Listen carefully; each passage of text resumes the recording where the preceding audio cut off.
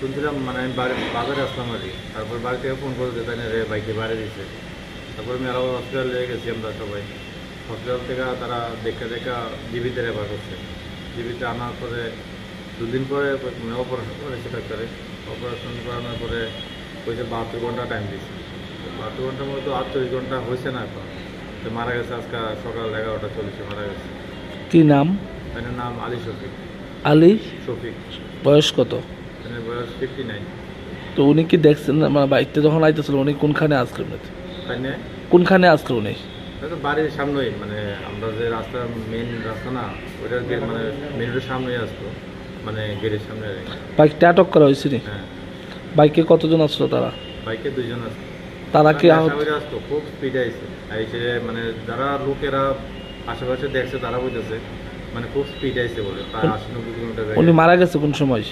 মানে মারা গেছে আজকে সকালবেলা 11:40। কি করতো উনি?